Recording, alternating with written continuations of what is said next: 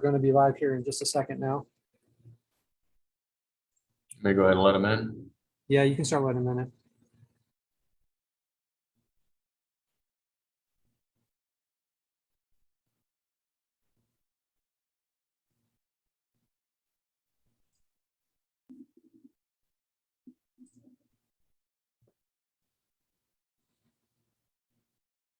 Hey, hey. What's up, guys? Gals? What's happening? How you doing, Neil? Excellent. I can see, I can hear. Life is good. It's always good to be grateful of the simple things. I always, I got a sign too that says someone else is happy with less than you. That's right. Absolutely. You know, I went to a conference a couple years ago and they talked about like having like 5 minutes. It's always good to be grateful of the simple things. Oh, wait a second. Someone's. That's right. Absolutely. You know, I went to a conference a couple years ago. Where's that? Having like 5 minutes. It's always good to be grateful of the simple things. Oh, wait a second. Someone's. It's very odd. Absolutely. You know, I went to a conference a couple years ago. Like 5 minutes. It's always good to be grateful of the simple things. Does that fix it? There we go. Let's keep talking and find out. I think it's good now. I think it was. Yeah, I think it is. Oh, what's up with that? Somehow my Facebook was playing. Yeah, so I was saying I went to a conference a few years ago and this girl talked about like one of the keys to happiness was doing like a 5 or 10 minute gratitude walk every morning. And I've adopted that on a lot of mornings, and it's certainly a good way to take some stress off and just kind of realize that some of the things we think are a big deal are really not, you know. I think I muted. Yeah. We got Russell Brown coming in here. My computer is being funky. Jeff, will you take over for a minute? I've kind of got a. Yeah, for sure. Yeah, I'm big on gratitude too. I have a pretty big gratitude practice and do some stretching and different meditation at night and get into the gratitude. And then in the mornings I do ice baths, and that's where I really ground it in. So take a walk, do ice bath, whatever makes sense. Anybody else into gratitude stuff? It's a game changer. Hello. Hey, how you doing, man? It's been a while. So, welcome. So what do you do for your gratitude? I went on 2 vacations and I partied a lot. Oh, geez. All right. I see how it is. And where do you Monday I live? started again. Remind me where you live? I live near Amsterdam, the Netherlands. Near Amsterdam. Okay. All right. We got So not just beer then. Near Amsterdam, the Netherlands. Near Amsterdam. Okay. All right. All right. We're getting a little bit of a loop there. I'm trying to quit Zoom because my computer's exploding right now. Do we have any wins? Anybody want to share some wins while we're kind of getting the tech under control here? Where's Devon go? Devon's always good for a win. I have a backhanded win. It's an end around win. I'll take it. It's still a win in my book, the way I have to view it. So I got locked out of my original Facebook this week that I've had for about 10 years. And I saw that. Yeah. And I'm now in the middle of the process of getting my old phone number that I had about 10 years ago, because I don't have the old number and I don't have the original email anymore. It's from 10 years ago.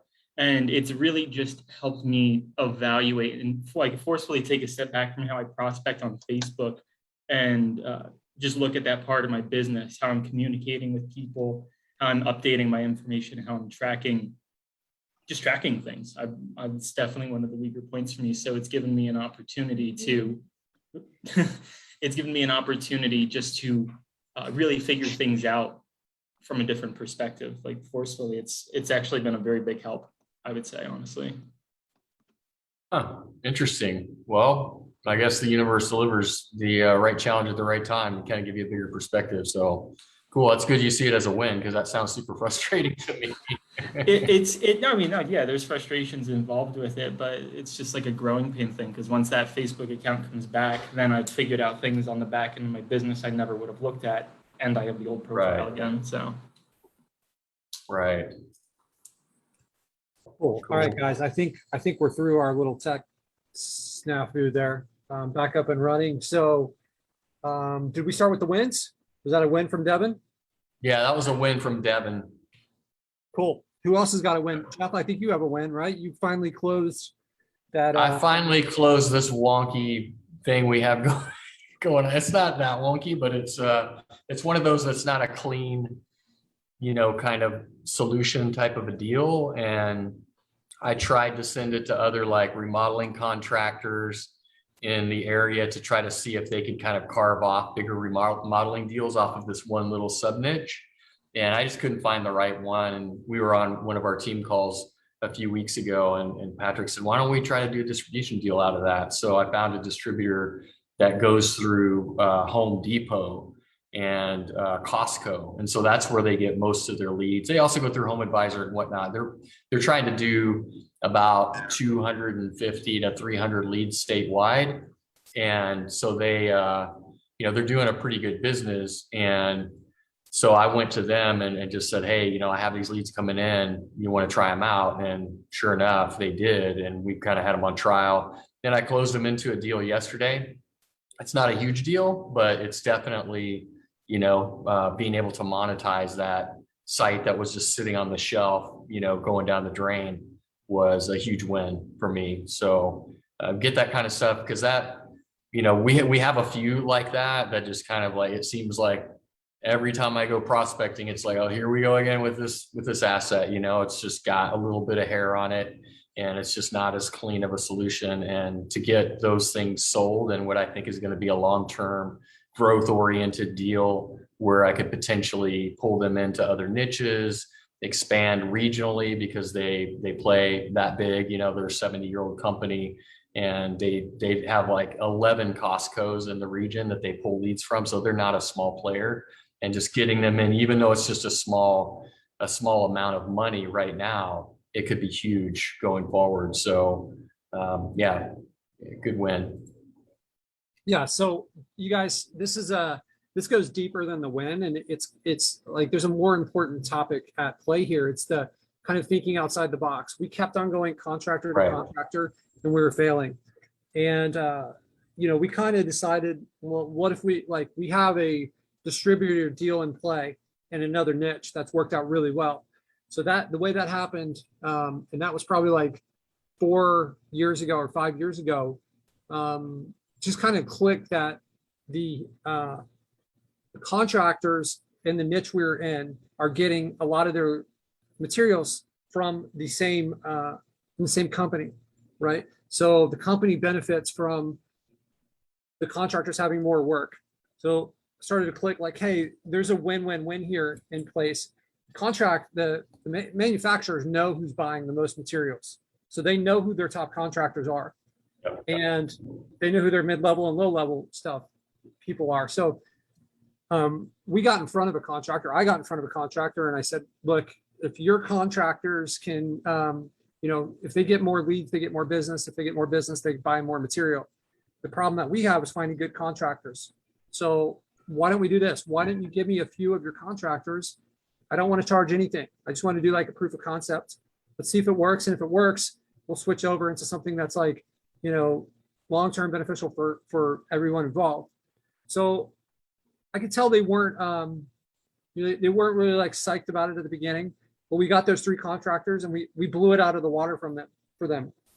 And then they fed us like their 15 best contractors or 20 best contractors from around the United States. And those people are still our clients for the most part. I think we maybe lost one of them over the last like 4 years. And then it's put us into kind of a referral network. When you niche down, a lot of the people within a niche, they know each other, just like us. Like we're all on this call because we all have something in common, right? We're trying to run this. That exists in other businesses. This isn't unique. It maybe exists stronger here because there's like such a technical component and like it's easy for us to understand how to get on a Facebook call. But there's, like we've seen, there's big groups, right? So creating that relationship with You don't have to be like every other marketer where we just go and we say, hey, we're gonna like go after one client at a time. So for me, you guys have heard part of that story where it's like we went from 8,000 to 40,000 over the course of 12 months. This was a part of that. Okay. That deal right there that we made. Now, like we took like finding clients out of the process. It was just like, okay, if we like stick in this niche and there's like people that know each other and this person can feed us, or this company can feed us, then we have like an evergreen tree of, people coming in. So eventually that deal fell apart and we recreated that same deal in the same industry. But what happened is the company said, hey, you guys need to be exclusive with us. Like you need to only work with our contractors. And I said, no, like that's not what we did. And they like, that deal fell apart. And I was okay with it because I wasn't going to like abandon my existing clients. But now we knew the business model, right? We had this idea, and we basically, the person we have now, I don't know if we celebrated this win, but we took them from 11,500 to 13,000. I think this is the first month, right, Jeff? Yeah. September 1st. That September was 1st. the moment. Yeah. So, and we've increased their number, consistently over the past few months. I can't remember, wasn't that long ago we were at like $9,000 with them, and now we're at 13, just like 3-4 months later. So right. they've been growing with us at a pretty good clip. Yeah, and they actually started out at $1,500 a month. So we've taken them from 1,500 to 13,000 over the last year and a half or so. But it's that same type of relationship. They actually don't do the work. They give away the business for free, and the people that take the leads from them for free, they're like required to purchase the material, right? So that's how they make their numbers, which is great. Yeah, they don't even require them. They just kind of like strongly recommend, or I mean, they just have enough goodwill where most people do buy the product and they make their margin on the product. Yeah. So this is great. And you guys, I encourage you guys, it's a great prospecting method. It takes a lot more upfront to build that relationship, but it's not something you want to do for a niche that you don't know. Okay. So I've always said like, hey, like try out a few different niches. Once you had some success and you've gone like a couple full cycles. And what I mean by that is like you go and you build the site, you rank the site, you get the client, you get them to pay. Now they're paying and they're happy, and this goes on for a little while. So you kind of understand the niche and the dynamics of it. So that way you don't have any monsters hiding under the bed, right? And then maybe do that a few different times because maybe you got lucky with the first one where for whatever local dynamics that you don't completely understand until you start to put it in other cities. Then after you put it in other cities, that's when I recommend like go nationwide with it, because going nationwide on these niches, it makes you so much better at what you do. If you can understand the pain points of your clients, you understand the types of leads, you know where the backlinks are, you understand the content that needs to go on the site, you understand the types of service that they're going to prefer, right? So like if you started out in plumbing, right, and then you like what types of service, the plumber's going to want like hot water heaters because those are going to be like high margin, right? They're not going to want like toilets and like maybe like installing like or changing out a sink head, right? So some of this stuff is more obvious than others. Like this example is like super obvious, but we've gone down this wrong path. I was telling you guys before a couple of weeks ago, one of my very first sites I built was concrete repair, right? And it produces a lot, and concrete repair has a ton of volume, but nobody wants the leads. Like it's like, hey, I've got like a 6-inch crack in my sidewalk. Nobody wants that, right? They want to come out and maybe install an entire driveway, but we build it based on the volume, and we didn't realize that. And we make the phone ring all day long. It's been ranking really well for a long time, but it's not a good niche, and I didn't know that. Some of these ones you go to, you got to kind of like take a couple lumps and you realize, and then you can be better with it. So that would be a really good game plan for me as you try, or from me as you guys try to build this business, is like get some stuff in place. Like I think niching down is huge. That's when our business really exploded, is when we had found the niche that we really liked, we understood it, and then we essentially copied all our sites, right? We changed some different things. We have different text, we have different images, but we're covering the same thing every time. It's a lot easier when you have a playbook. There's a lot of overhead that you don't realize when you're diving into a niche that you have to learn. And there's overhead in every step of the process, from building the site, ranking, finding the clients, making the clients happy, right? And it's just like that whole process. So Yeah, that's led to a ton of referrals too. I mean, the last, we haven't been taking on a lot of new business lately, but like 6 months ago on these calls, we were talking about all these referral deals coming in, people just jumping in the boat because we're in the same niche. These guys all talk to each other. They're the ones that like each other and want to play well together. They know they're in different markets. They're not in competition. You're like, hey, if you want to do this niche in this business and crush it, you need to be talking to Patric and Jeff. So we really have done really, really well by building a reputation in a single niche. Yep, absolutely. We closed I think I told the story once before. We closed a lady in Montana, Missoula, Montana, and she reached out to me about a year ago, and she said like, hey, I was referred to you. What's the deal with your service? So I explained it to her. It was more expensive than maybe she had been hoping for or whatever.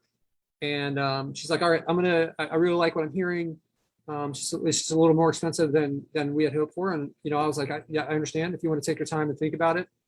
So then like maybe another 6 weeks go by or 2 months. And she's like, okay, so I've asked for referrals from 6 different people, and you guys were referred to me 4 times. And then the other 2 people, so we got 4 out of 6 referrals in this industry. So that's a pretty tight, and at that point, it's not apples to apples, right? So now it's justified that she pays more. So fast forward a year later, I think we're actually, unfortunately, we may lose her as a client now because she got some huge commercial job, and now she's like upside down on the commercial job, and she's like can't afford to hire new people, and the phone is ringing off the hook for her. So, but that's beside the point. The referral network that was created was because we niched down, and that's what made this possible. Yeah. So there's just so many different benefits to that. And, yeah, a couple of thoughts on that, just from a sales standpoint. I mean, that makes my job really easy. We've said that before, is like, working with somebody like Patric, who has an established reputation and so many wins under his belt. When I come in, it's like, I have to work hard to lose a deal most of the time, but it's more about like getting the people at the right time, because they may come in, express their interest, they've been referred or whatever, but then it might still take 8, 10, 12 weeks, or maybe even several months to close them, because they're just not in the right spot for it, to take on the kind of business that we can offer them and whatnot. But my second thought about the deal in Missoula is that we'll find a solution. Like, I already have a solution in play, and that's kind of where I come in on these deals, is like, how do I strategically work my way through it so that we can keep what is a good client? She just went over the skis on this commercial deal and didn't get paid on time, and now she's going to be kind of out of commission for a couple of months. But how do we keep her in the mix without losing the money that we would make from her for 2 months or 3 months potentially, or whatever? And that's where we just kind of get creative, and having enough resources, assets, and other people in that niche to kind of like reposition temporarily, even, it opens up so many different possibilities that we wouldn't have otherwise. Yeah, absolutely. There's something to be said, guys. Like, I'm not telling you to like take a loss with these people, but there is something to be said to the loyalty that you give to people, and you need to be careful with this. It's kind of a slippery slope. So this lady who's been with us now, she sent us a message today saying that, look, like, I can't pay. Her payment was due on the 1st. It's the 8th. So we're like, what's going on? We know that it's not from the leads that we're sending her, because we can see it. She said she's really happy with those, but she's got herself in this situation. So what do you do? Is the solution to, all right, adios, see you later? Or is it like, hey, what can we do to creatively to try to work with this person? Because like, they're human, right? They're human, and they have a business. The business is continuing. It's just that they've got themselves into a tough financial situation where they've, like, in the industry that we're in, a lot of times they'll get like part of a payment up front. They'll do a bunch of work, and then they collect the final payment. So if they have crews working for them, like this lady does, then, she could be out a lot of money until she gets that final payment. And that's a situation that she's in, right? So now the bills are coming in. So like, human to human, we can understand that, but you need to be careful with this. there's pros and cons, and you need to consider the consequences of both of these. So we've done this before where the people came back around, and like we have a guy in Houston, he got like hurricaned, and then his like wife and him got a divorce, and all this other personal stuff was going on. So like we gave him some time. Like I didn't charge him for 2 or 3 months. I think he maybe has referred 15 people to us now. Like he swung back around. There's been other times that we did this and it didn't. So with her, I think we're gonna try to make it work and try to stand by her and help her out.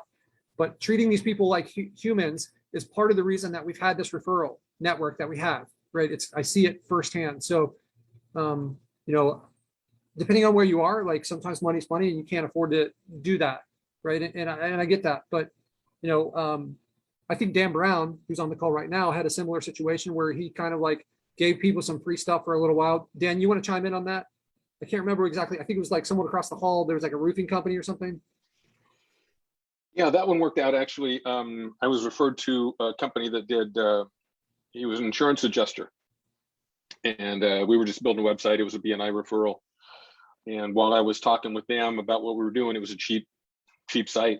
And but the people across the hall, in the office across the hall, do foundation repair, sinkhole repair, and they heard me talking to them. And just, you know, like you say, when you've been in it a while, you talk with authority. When you've ranked a bunch of sites and you've got happy clients, you speak with an assurance that is confidence inspiring in potential clients. She just heard me talking to these people and just telling them straight stuff, telling them the stuff that they could do themselves to help rank it. And then she said, as I was walking out and I finished signing that deal, she said, "Oh, we need you to come and talk to us." And so I went over and talked with them, and we signed them up, and now they've been a client for about 6 months, and we're looking to expand to multiple locations with them.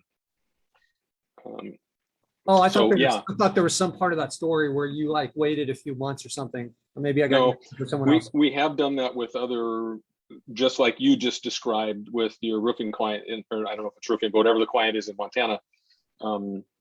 We've had clients who have gotten into money troubles, and you know, if they're a good client, we've come to the conclusion that that's the most important thing in the business for us, is having somebody that you respect, that does a good job, that who that client is more important than for us getting top dollar out of them. So yeah, we've had clients where we've got an air conditioning company, and in Florida in the winter it tends to get a little slow, and so we've got a guy that we get good money for a site. He's been with us 6 years, and my wife and I joke, in fact, I'm a BNI, he's in BNI, and we got a new accountant that joined BNI. Unfortunately, that accountant's working with him, and I'm working with the accountant to tell him, you need to make sure that he's saving money now so that when he gets December, he's got enough money to pay me what he owes me. But we've got a couple of years where we'll cut him some slack in the winter months, just because he hasn't managed his money well to get through it. So, but he's a great client. You know, he's Right. No problems. His guys do a good job, and he's been around a long time. All the rest of the year, he's great. So yeah, having who that client is for us is so important. And then you know that you can work with them and it's going to come back around. So he's been a client of ours for 6 years. He told us the other day at a BNI meeting, I did an unusual thing. I did a client testimony. I had 3 clients to testimony. He said in the 6 years that he's been working with us, his business is up 345%. So Unbelievable. you know, he's very happy. So yeah, I get what you're saying. Being able to having the flexibility, and like you, it's taken us a while to get to the place where money wasn't funny, right? And we had the flexibility to be able to do that. It puts you in a much better position in negotiating.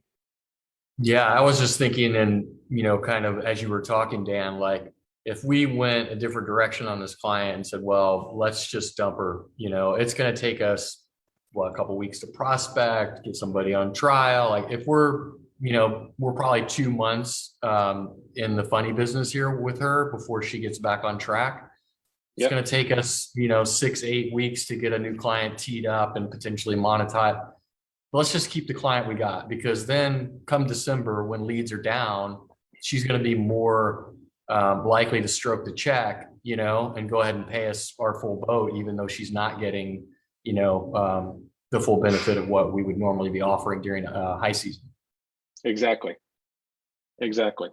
Yep.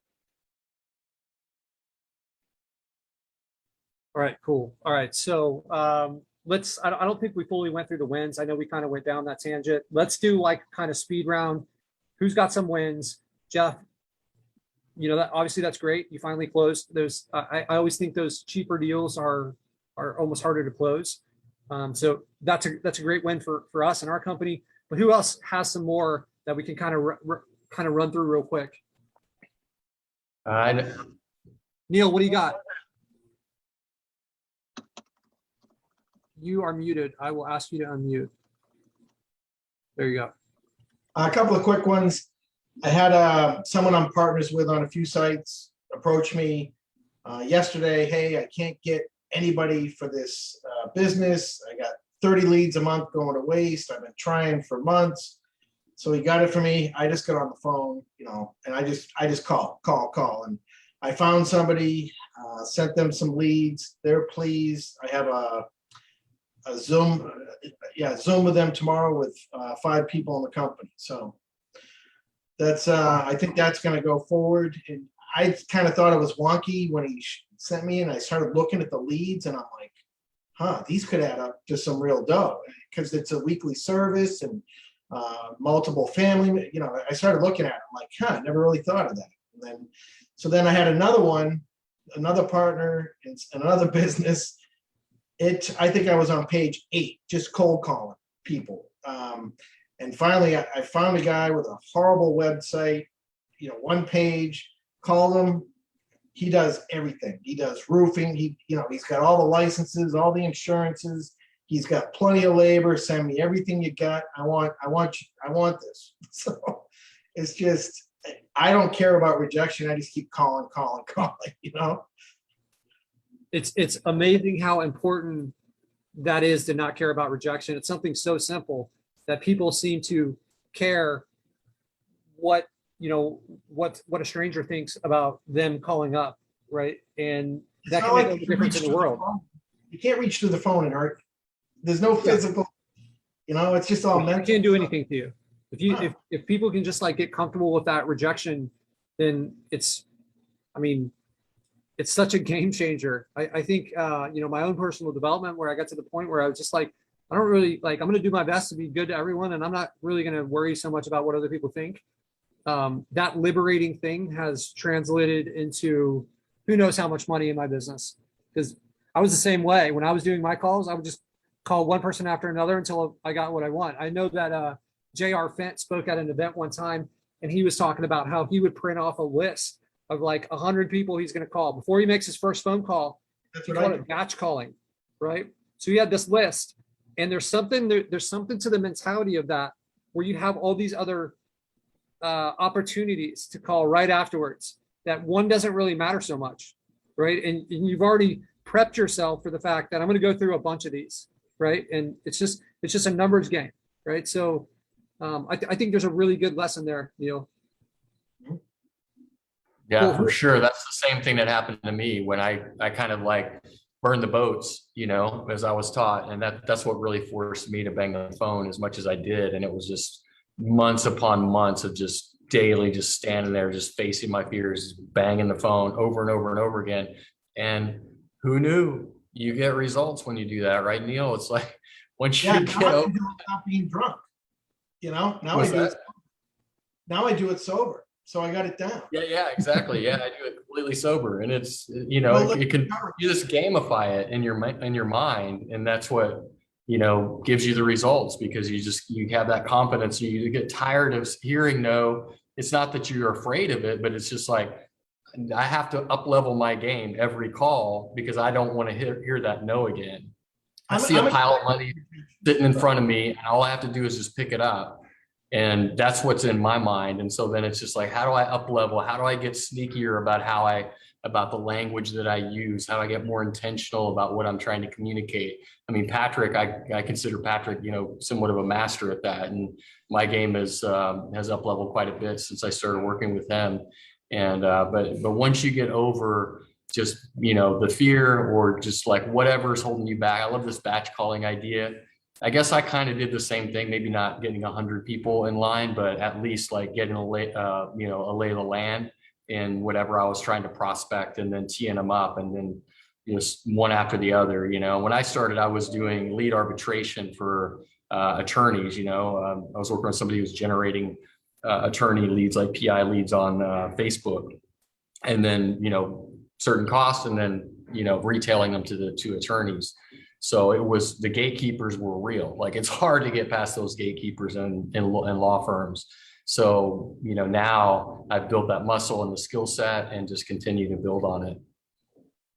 Yeah, the problem with contractors is the majority of them, you just leave a message, because they're a lot of them are working, or even the companies. You get the voicemail, and I try different messages to see. Yeah, that's why I do Facebook Messenger, and I've had good engagement there when they actually monitor their Facebook, and then also like texting. Like, we've been through a few of those dynamics with texting, where you see, like, I have one of our really solid mid-tier clients now that I picked up a few months ago, came from just forward text. That was my opening line. I find texting is the best to reach contractors.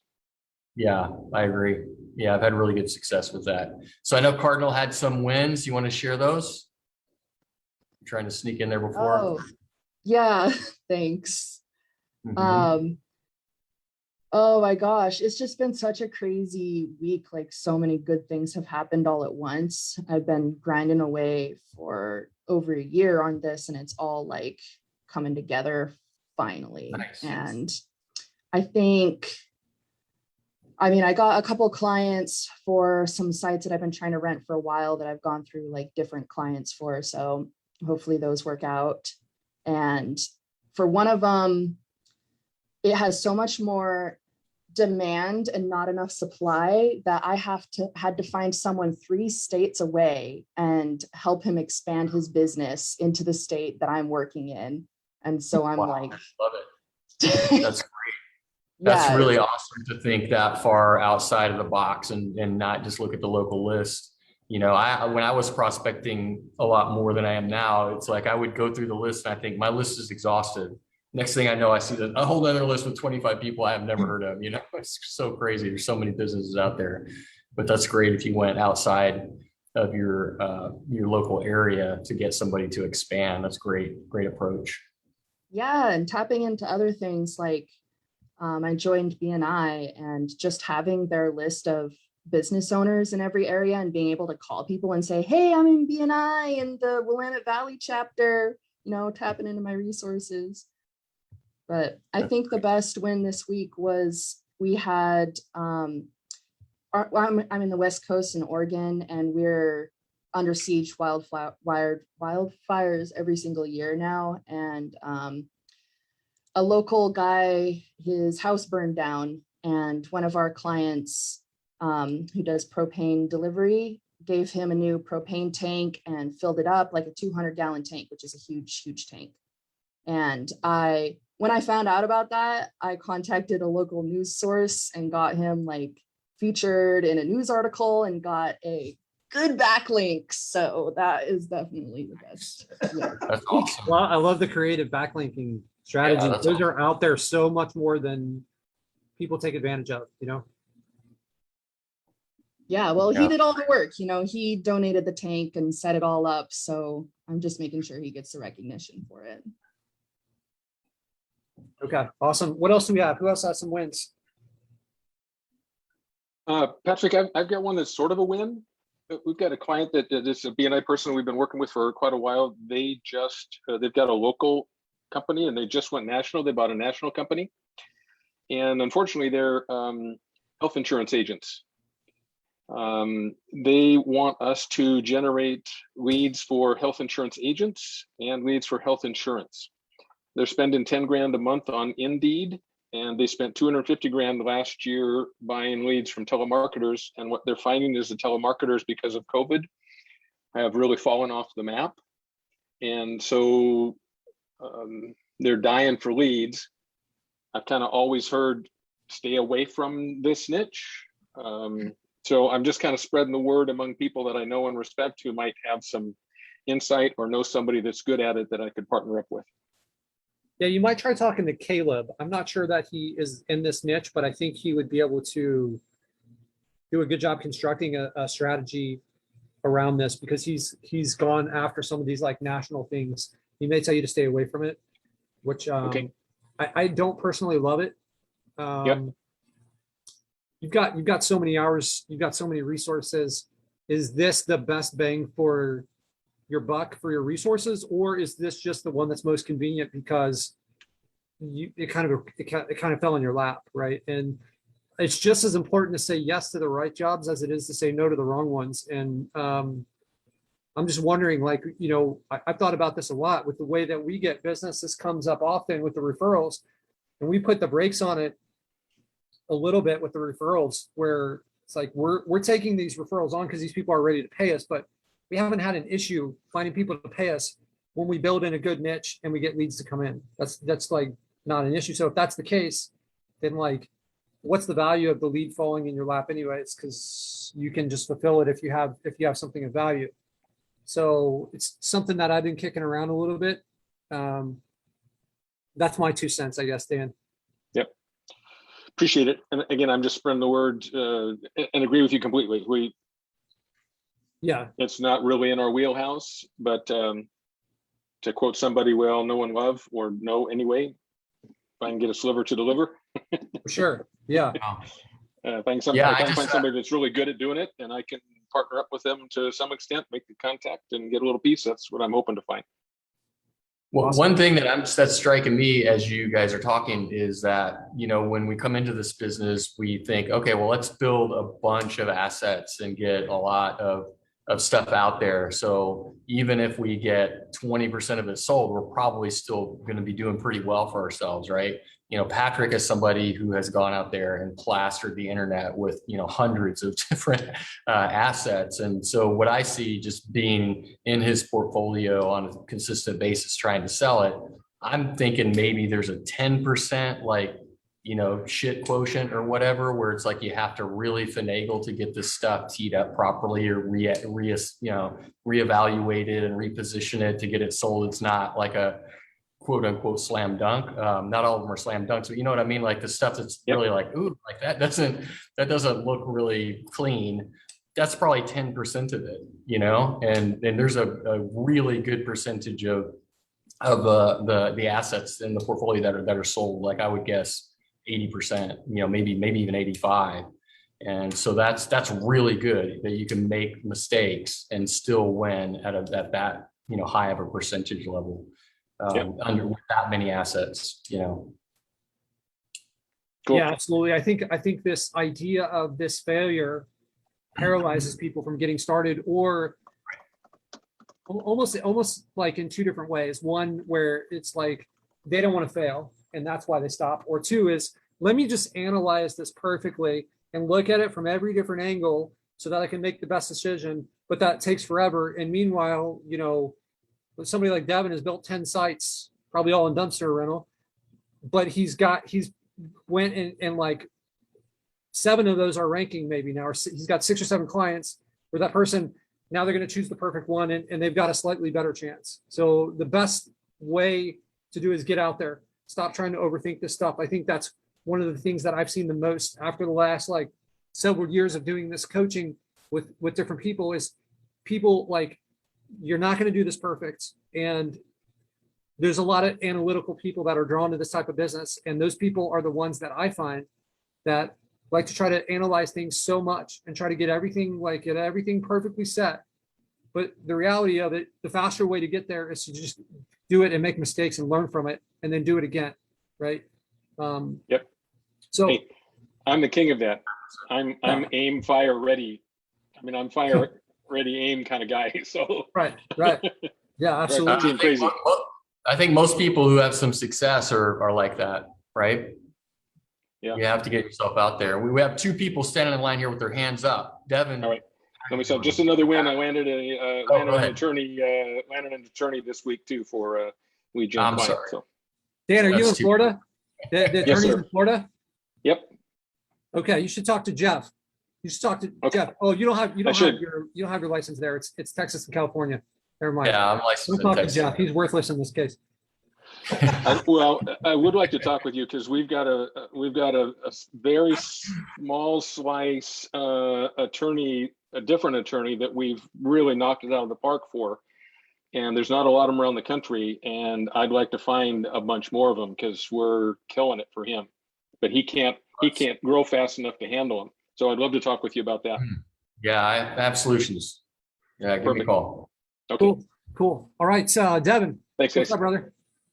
So when I completely forgot to mention, because I've just been so caught up in this Facebook debacle this last week, I onboarded 3 new clients for lead gen sites. They're small, but in terms of the ticket price total that they're paying and everything, but they're paying, which I can always get them to pay more. And then also too, just the process of obtaining them, really hits the theme of what we've talked about, which is what made me remind it, is just having, literal lists of people just going where, like one for Newark that I was reaching out to last week, he was the 30th guy I had texted and the 3rd response from it. Even I've realized too, the thing that's helped me the most is that even as I'm collecting a yes from someone when it comes to prospecting them, I'll still reach out to a few more people and try and collect a second yes in case that second yes sounds better than the first yes. Yeah, I love it. You can always swap them out. Yeah, and I had someone ask me for the first time, "Are you Dumpster Devon?" And so that's all come from this. So thank you for that. That's great.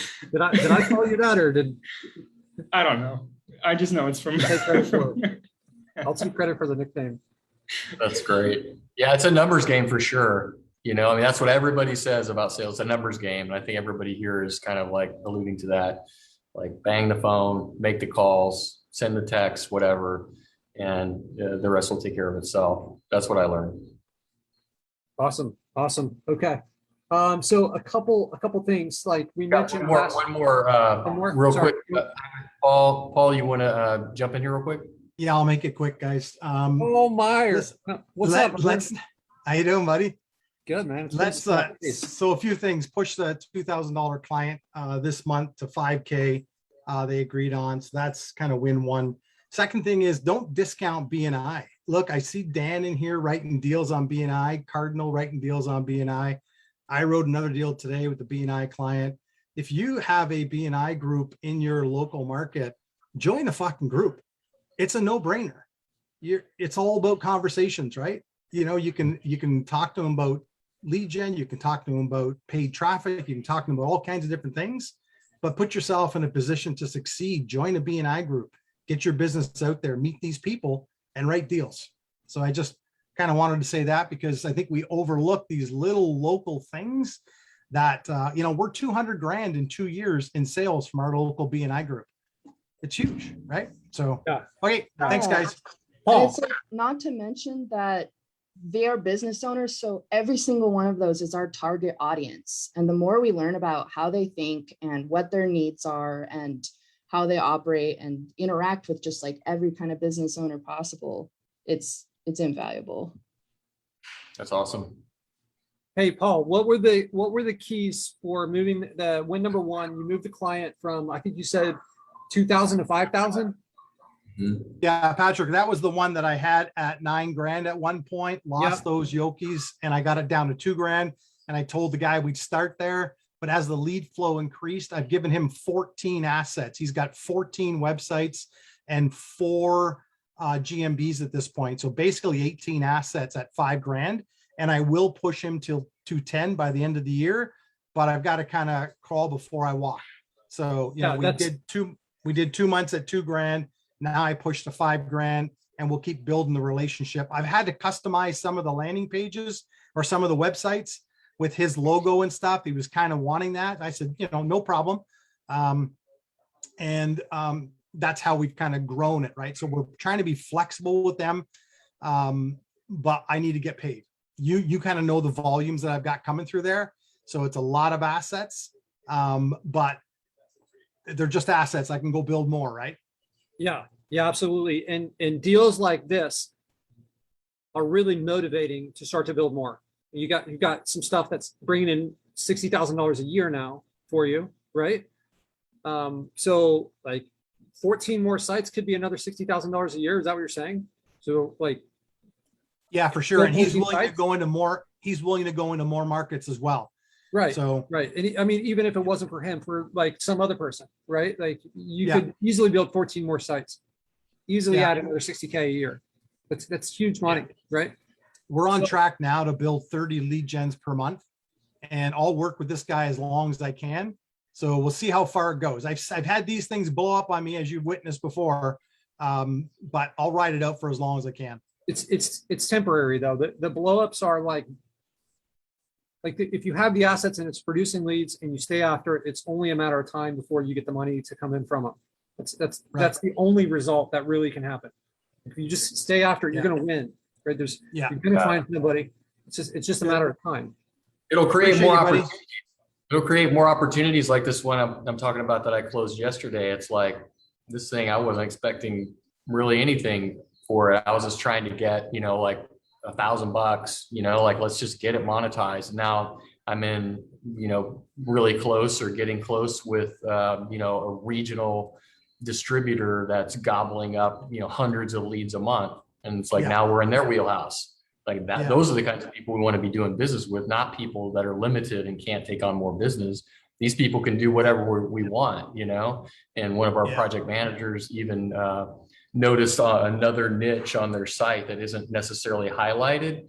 And we happen to be building an asset in that same location with that niche. And it's like, okay, well, now let's beef it up like right away. It's like, you want these two? I mean, we'll just expand on that, and they could have unlimited bandwidth to grow with us in that whole region. So going from just some dinky little thing where it's like, okay, let's just get what we can for it and move on and scale in other ways. Like next thing you know, you're in conversations with, potentially really big, what could be, one of our biggest clients. Yeah. Patrick, I've basically taken your idea where you've said, go into a market 75,000 above, plant another antenna. So I've taken another niche and I've planted 13 antennas around his area and just totally dominating this niche. This guy I had on the Zoom call this morning, he had no idea I built these out. I didn't charge him for them where, I probably could have, but sitting back today, I just won this guy over forever. Leads are flying in. He's starting to pay me more. He sees the assets and the value of the network that we have. It's lights out. Yeah, absolutely. I'd love for you guys to just like take a moment and think about this from the business owner's perspective, right? When Paul goes in there and has the first conversation with these people and says, hey, I want to send you these leads, and you try it out. And it's like, they're not going full speed yet. They don't understand it. They don't have their systems in place maybe. And you're a stranger to them, right? They don't really know you. And now, Paul, I think this has been going on for like at least 4 or 5 months, right? You've had this relationship with this client. Yeah. You guys are starting to know each other. You're starting to trust each other. This, like, what just happened is it just clicked in this business owner's mind that like, Paul's not really a stranger anymore. This is someone who can actually help my business and be a part of it. I'm starting to trust this person. I'm kind of seeing a bigger picture with this. It's very hard for a business owner when you first pitch this to them. They're not going to get there. No matter how good of a salesperson you are, how trustworthy, whatever, how good looking you are, none of that stuff is going to matter. What is going to matter is the time and kind of earning this trust. And when you do that, like we have with this guy that's paying us $13,000 a month now, like that happened over time. Now he trusts us, right? And he's like, we basically, so for the going from 11.5 to 13, we don't have to offer him any proof at all of he like, hey, this is what it's worth. Go ahead. Like, if you want this, you can take this. And he's like, oh, like he goes and talks with his like CFO and then they make a decision and they say, yes, it's no longer necessary for us to prove ourselves in each market because he trusts us and we built that relationship. That's absolutely not how it was at the beginning. So this is why it's important. Like Devon, landing these like cheap clients here for whatever, a few $100, you gotta put in your reps with the client and you kind of build that relationship, and that can turn into something a lot bigger over time, right? Once they trust you, they understand how much business you're providing them. Like it's easy to scale from that point. So like if you put yourself in these other people's shoes and somebody is approaching your marketing company, like me, right? I'm just like, hey, I've got this software that's going to help you with your business. Like if someone called you on the phone and said that to you today, are you gonna be like, yeah, let's sign up, let's do it. I'm in, I'll pay for a year right now. That's not your mindset, right? You guys signed up, a lot of you guys signed up because you knew me for a while in the group, in another group, right? And like I had earned your trust. And when we just know we have something of value, the other side doesn't know that necessarily. And we get upset when they just like turn it down. It's like, we have to go through that process sometimes to earn the trust and realize, okay, this like the software is really good. This is helpful for my business. And I think that's what happened with you, Paul, when you sold them on 9 because we had like proof and evidence, but it wasn't in their pocket yet. And now you've started them out and they've started to realize like, man, Paul is like pumping money into our bank account, essentially. Like he does deserve to be paid more. What if Paul leaves? What is that going to do to our business, right? So they've had time to kind of think through that stuff.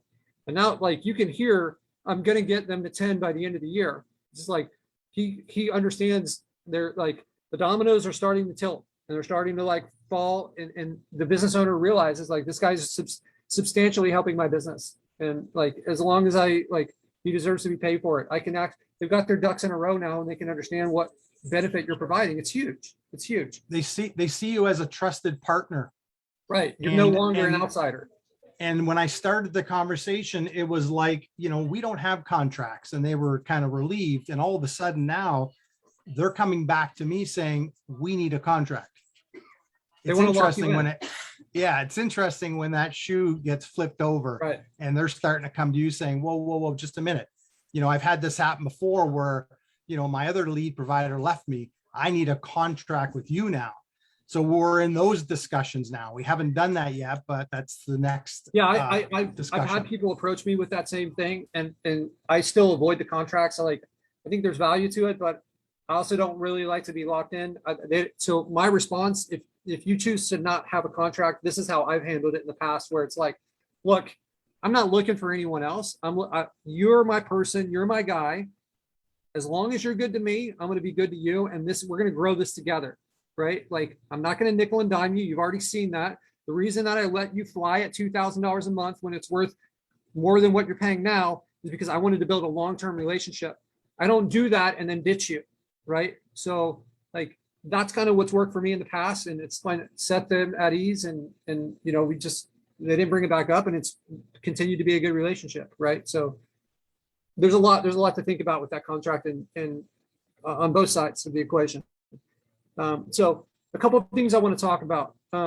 First of all, like next week, we're not going to have the call. Okay. So we're going to an event we're going to be a part of, and we're not going to be, that's like right in the middle of the event. So I encourage you guys to seek out and find these other events and things. So one of the big events that takes place every year is the Traffic and Conversions Summit in San Diego. So I'm taking myself and my team to the event so we can all learn and grow from this and kind of like make connections. So these events exist all over the place. There's virtual ones, right? You guys got to find different ways to sharpen your axe, right? And I continue to do it. And this is why we have like a diversity of information that we provide on these calls, is because we're going out and we're seeking these seminars and coaching and other programs, right? I've got a couple. So now we're kind of at the point where I have my managers, and we did something that was really important. The mastermind that I joined, right? I shared that with you guys. I joined a mastermind. It's a lot more money than I'd ever paid for any other coaching program or any other plan, like a lot more, like probably like 6 times more expensive than the other ones. And it was scary for me, but I'm also committed towards moving forward. And now I've got like private coaching that, and these guys kind of like specialize in taking people from 7 figures to 8 figures. How do you get there? You're going to get there by learning and changing what you're doing and doing things in a better way, right? So I'm investing in myself. I'm investing in my team. One of the things that they said was important is, and I did this, and it was phenomenal. I set aside some time, and I basically talked to all the people that are kind of like on my management team, and I think are kind of like the bigger pieces within my agency. And I asked them, we had like 30 minutes to an hour. Most of them ended up being closer to an hour phone calls, Zoom calls, right? Where we said, like, what do you want out of your business, out of this business?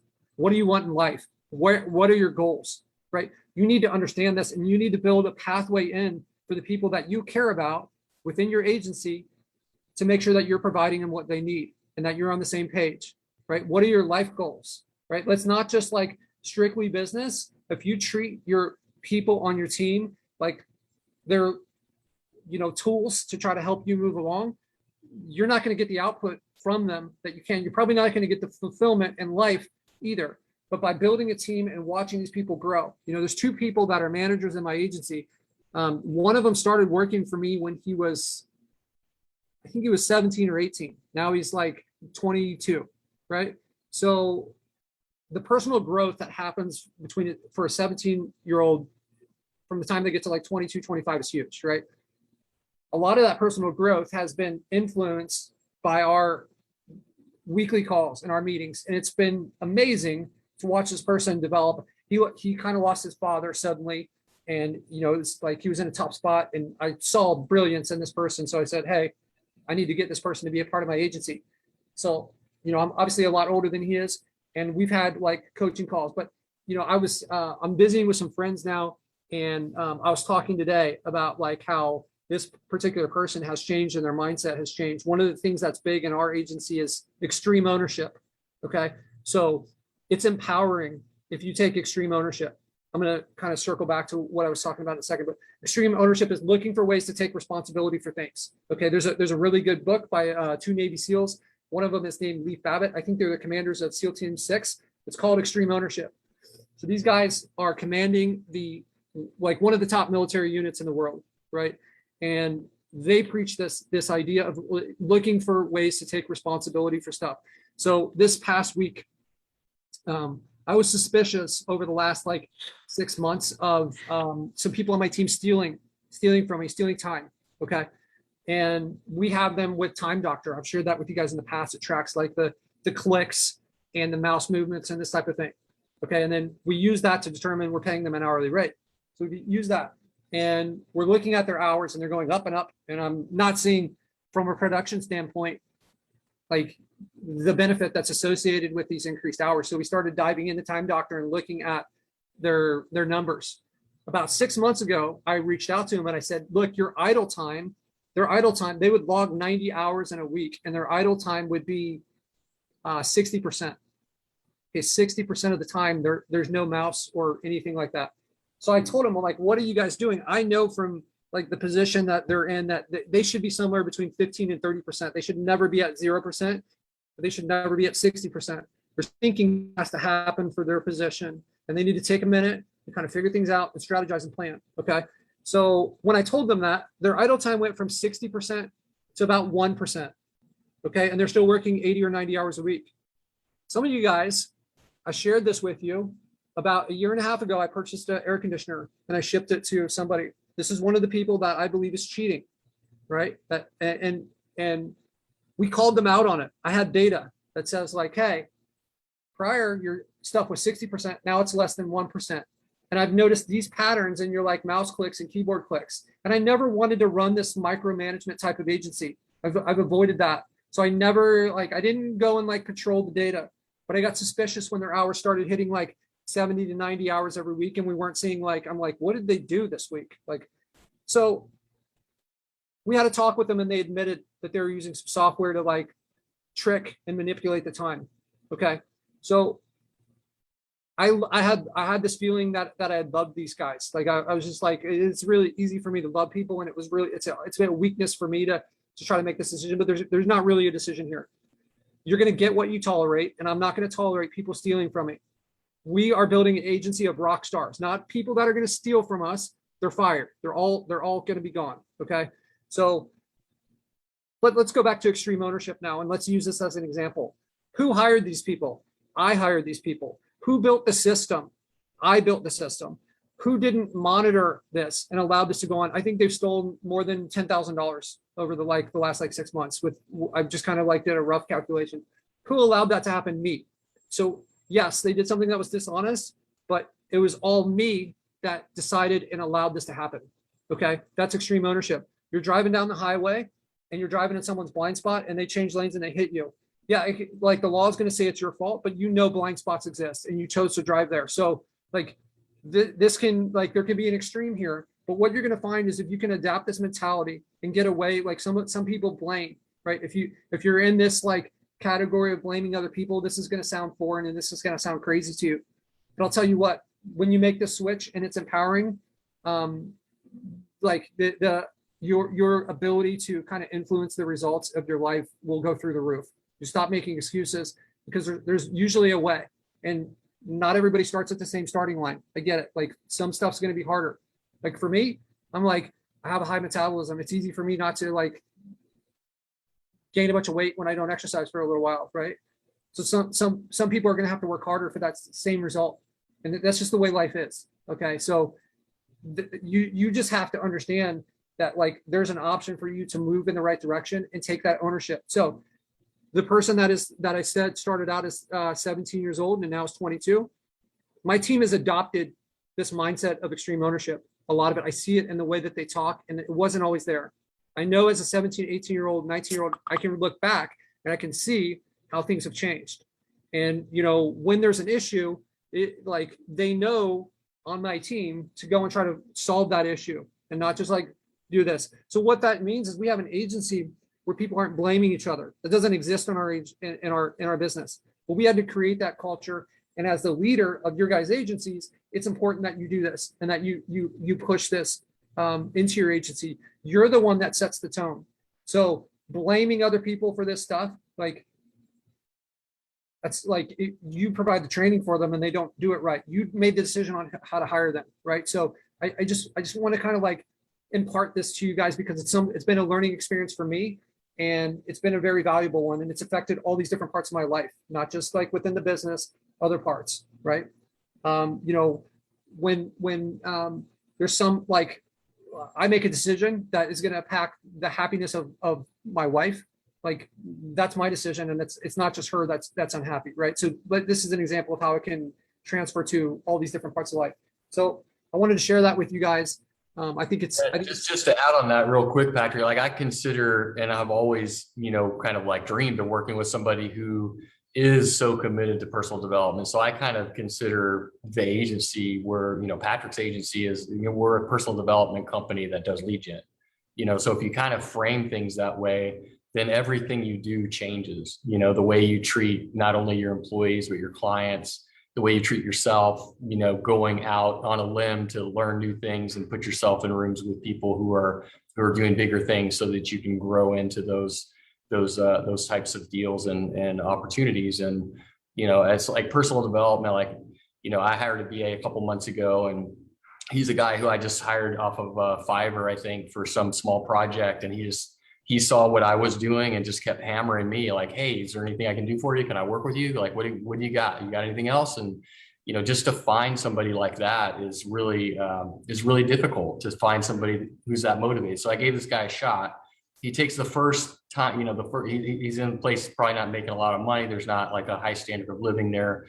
And he's taken the first few weeks of what he's made from me to join Toastmasters so he can go up level his communication skills. It's like, I was like, wow, like I'm making an impact on this person's life. Like I'm helping develop him through the challenges that he has. I remember I've told the story before about my own Toastmasters journey, and it's like, it was life-changing.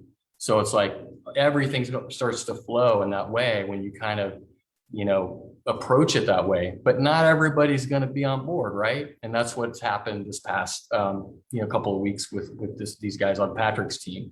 And so when people aren't on board, you know, it's like, get on the ship or get off. Like, you know, there's no in between. You're committed to this type of growth. You're committed to this type of company, or you're not.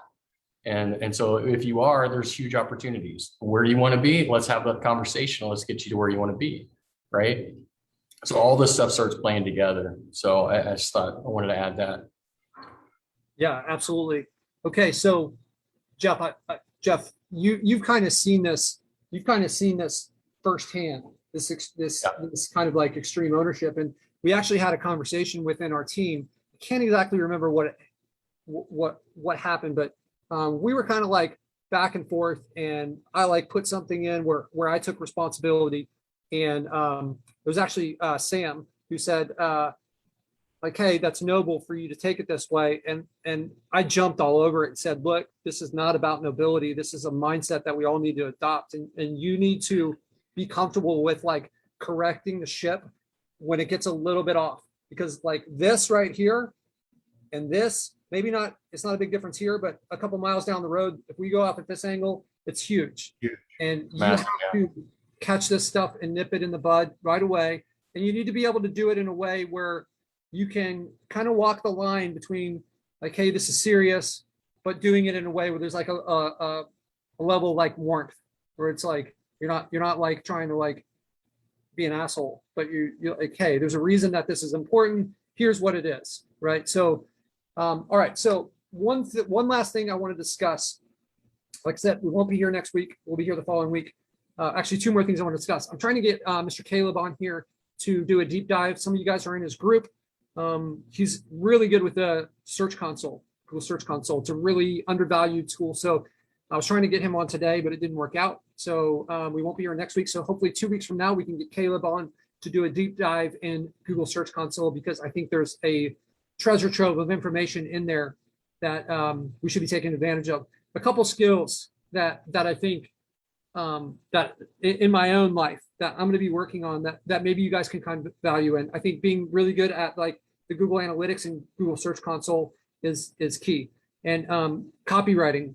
I think copywriting is really important, and not just for writing stuff on our local lead gens. It's going to affect all different stuff. There's all sorts of courses and books and stuff that cover both of these. So I would recommend diving into those. I've heard from a lot of people that this is like people that are maybe more down the road than us as far as like business success, talk about how like within the marketing space, how these two things really influence their ability to get to where they are. And they're not like, you know, selling copywriting. They're just like using it in their life and in their business. So the last thing I want to go over before we jump off is personal strategic plans. Okay. So I don't know if he's on here now.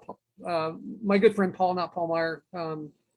I went through a personal development course in 2013, and one of the guys that's on this call, I think maybe he was in the course with me. We both benefited a lot from this course, but a big part of it for me was this personal strategic plan process. So it's a 90-day plan. So like the human brain, after like around the 90-day period, it's really hard to stay focused on that on the same thing. There's something to be said about forming habits, but from like a goal standpoint, like 90-day goals, it's 90 days they've proven is like kind of like a magic number. It's time to like change things up, readjust the goals. So I do this all the time. I have 90-day goals. So we have 22 days before there's 90 days left in the year, essentially, right? So I wanted to do this on this so that you guys can kind of prepare for this. If you guys choose to participate, what I like, kind of depending on the feedback we get, I'd like to set up like maybe like some groups of 3 that are teams that are like accountability teams. It's going to be just like a few check-ins. I'd love to hear you guys are into this idea, whether you're watching this live or whether you're watching the replay. Throw your opinion of this into the comments and just let us hear, and we can decide if we want to move forward with this. So, and you don't have to decide right now. We'll explain more about how this is going to work, and I'll kind of give you a structure for it. So, groups 3 to 4 people in an accountability group, and you're going to basically come up with a 90-day plan of what you want to accomplish. So you can choose like around like 3 or 4 goals. So it could be weight loss. It could be like, hey, I want to get to this many sites completed. I want to read this book. I've set up a little example here that I'm going to share with you guys. So it's based on a book, but it's just, you can essentially apply this to whatever you want. Okay, like I think from what I'm going to show you here in a second, you'll be able to see the structure of it, and then you can just kind of like apply this. The key is to come up with metrics to measure things, right? So let's say that it's weight loss, right? It's easy for us to say like, okay, I want to lose like 30 pounds over the next 90 days. So the mindset is like 45 days through this, you should have lost 15 pounds. Or you can say, look, this isn't going to be linear and it's going to take me like more upfront. Maybe like getting to like $10,000 in income, like over the next 90 days. So like at 45 days, you might be at 0, but that doesn't mean that you haven't prepped yourself to get there, because that's not going to be linear growth. You're going to have to do a lot of work up front, and then but you need to have that planned out. Okay. So let me share my screen with you guys. Jeff, if you can just give me the thumbs up if you can see my screen. Yeah. Okay. Yeah, it's popping in. Just real quick, on the 90 days, there's a reason why the seasons are 90 days, basically spring and equinox, right? I was born on the equinox coming up here around the 22nd, 23rd. So it's our natural rhythm, right? So if you kind of take it, that's the way I was taught from my mentors a few years ago. And it's like, once I started really honoring that rhythm and using that as a place, kind of like an anchor to go back and review what I'm doing, my life changed dramatically. So it's easier for me to kind of like anchor it to something that's happening in, the astrological field or whatever. But I mean, that's what it's all about, right? It's like the seasons change every 3 months. Like, let's figure it out, guys. Yeah. Right. So we're coming up on that last kind of season of the year. So this is the first part, is you're going to make like a plan here. And, I just kind of wrote this real quick. I would probably put more detail. The important part of this is like a lot of detail on when it's going to happen, where it's going to happen. Like the more detail that you can provide on this information, the more likely that will be to follow through. Get all the different, like create the image in your head, transfer it to the paper, write it down. When you write things down, I can't remember what the number was, but it's like something like 6 or 7 times more likely to happen when you write something down. So just like thinking about it is one thing, but actually committing it and writing it down and kind of like finishing it with, like a finalization statement here. The reading will be performed, or like I'm committed to reading this book by 12/31. So you've got that, and that kind of goes hand in hand with this. Okay, so this is your 90 days, right? So you've got week 1. So this would be week 1 would be October 1st, and then this is it's like 13 weeks long. I don't know what I have on here. If that's actually 13 starting on 2. Yeah, I guess it's probably 13. But so we've got the time frame. So these are check-ins, right? So if you can see the math, I'm going to read a 300-page book. So I've got 13 weeks to do it. So I need to read 23 pages per week. And these are the dates of where I need to be, right? So if you follow this, it's going to work 100% of the time. So what you're going to learn is that you will not immediately be good at meeting what your goals are. You want to pick things that are stretchy, right? Like, I don't want to say like stretchy, like you got to stretch to be able to get it done, right? So I don't want to say like, I'm going to run like, I'm going to run down to the corner 90 days from now. Like, right. Like you make this thing be challenging, where you're going to have to like put in work and choose the things that are important to you, and choose the things that matter most, of where the things in your life that you want to change in that last 90 days of the year, whatever that is for you. It doesn't matter, right? Like it could be business related, it could be whatever.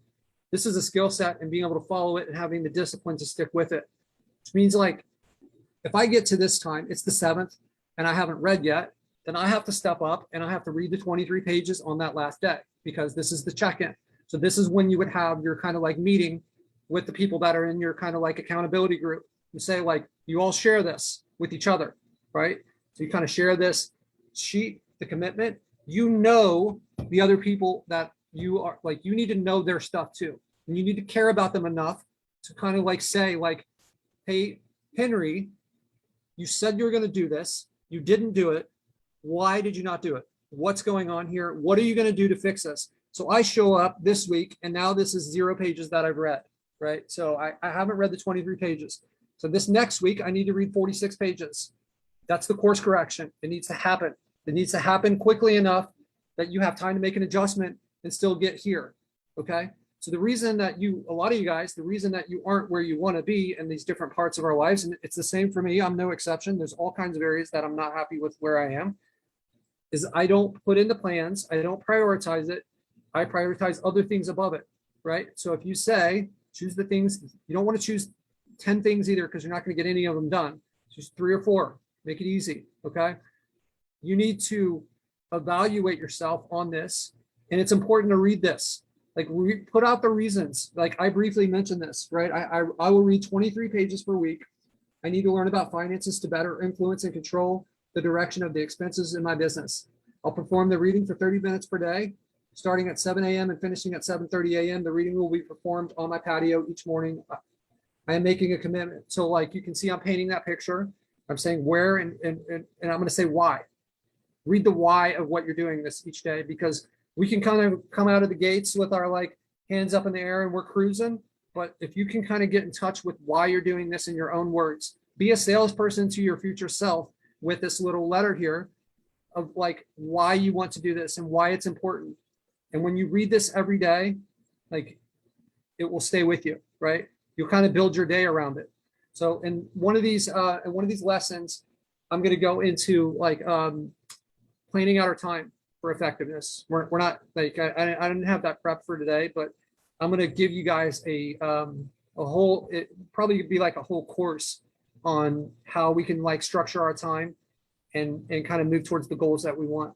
So if you guys are into this, then, you know, like the last thing is like, this has worked really well for me. It's made a big difference. And, you know, this is why I've been able to like kind of achieve various things within my own life. I know this isn't for everyone, but I know personally, and I've seen really good results from this. A lot of self-improvement books and you know, people that are in high places follow the same structure right here.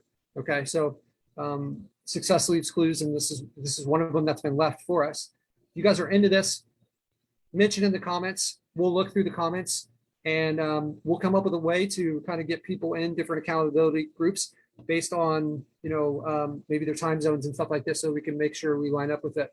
All right. So several people are commenting already on Facebook that they're interested, Patrick. And just to add to it, one of the things that I've done after that mentor taught me about sort of the changing season 90-day kind of anchor is I created a Trello board. So for me, you know, I'm very visual. So if I were doing this particular thing, I would absolutely have it written the way that Patrick does, but I would also maybe take a picture of that place with, you know, out on the patio with the book on the table or whatever it is that's going to trigger my brain. And I look at that every morning, you know, and have all these different facets of my life that I'm trying to improve in the Trello board with, you know, visual representation. So that's just personal for me, the way I do it.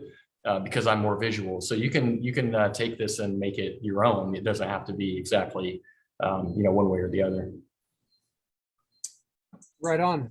Awesome. Okay, guys. So I posted in the group a form to, if you guys are interested, if any of you guys are interested in meeting in person as we kind of travel around the country. Once kind of this COVID thing breaks a little bit, we're probably going to continue to travel around the world. I love meeting new people. You know, I had the opportunity to meet Henry and Lou a few months ago. We had dinner. It was awesome. I'm actually tonight, I'm going to go meet some people where I'm at now. So I'm going to pay attention to the list. If you guys are interested in that, just find that thing. It's in the group there. There's a little form, fill it out. Your information obviously will be confidential, but you know, if the opportunity presents itself, I'd love to meet more of you guys. So with that, do we have any questions in there before we sign off, Jeff? I don't see anything specific other than Dan Brown is asking if there's an update on the API. I don't think there is. We've already been over it. There actually, we do have an update. We've got an API approved, and we're just like, apparently what happened when the API was down is Google also like updated their API. I don't know if this was like related, but now like a lot of, so like the way an API works is essentially like, it's kind of like you're calling a phone number and then you're getting information and you're bringing that information back, right? So it's almost like Google has changed the API. So we have to restructure things. So really kind of like what could be a big win for us is like, I think we're going to have a process in place here. That's why I was asking, we got the API approved just before last week's call. So that's why I was asking for volunteers. I'm going to dive into that more, and I'm going to provide a good structure to you guys to submit for this. And if it works, I think we'll have a process in place. Everyone will have their own API. We're going to assist you guys in setting it up. And that way, like if Dan Brown decides that he's going to create a bunch of like spammy listings, and like that's not going to affect the rest of us, right? So everyone will have their own kind of like segmented thing. And then like, you know, it won't be vulnerable in the future to going down if you kind of like follow Google's rules and don't have a suspension level that's too high. So that's an update. I'm very hopeful that we're going to have this sorted out in the very near future. Awesome. Okay. All right, guys. So right on. So you guys have a great week. Let's do the things we need to do over the next, you guys have, this week's an exception. You guys have 14 days to create some wins rather than 7. So we won't be here next week. So I'd love to see who can kind of create the biggest wins. So you guys have a great 2 weeks, and we'll see you guys in the group. Take care. See you guys.